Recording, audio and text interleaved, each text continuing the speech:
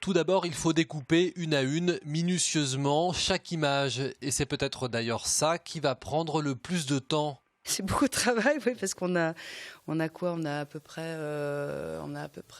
une centaine d'images quand même à coller sur les murs. Une centaine d'images qui ont déjà un emplacement attribué.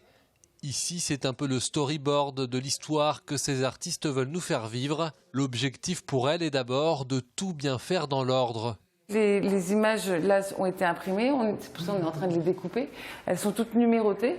Et comme on va tous se dispatcher pour aller les coller, voilà, qu'on sache exactement où va telle image ou telle image.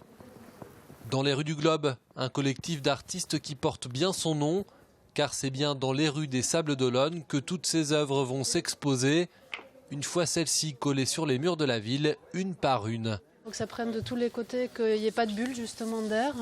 Donc il faut s'attarder un peu, mais comme on en a beaucoup, il faut quand même aller assez vite. Une année de préparation pour parvenir à réaliser chaque dessin, dont voici l'une des dessinatrices. Alors forcément, quand vient le moment de la pause, c'est toujours un plaisir. C'est génial parce que ça y est, le voyage a commencé pour nous. C'est un peu notre Vendée Globe aussi, nous, dessinateurs, parce que ça a été un long projet. Vraiment, ça fait 1 an qu'on est dessus. On a été chercher des sponsors, pareil, comme les coureurs du Vendée Globe. Il nous arrive des petites tuiles de temps en temps, comme les coureurs du Vendée Globe.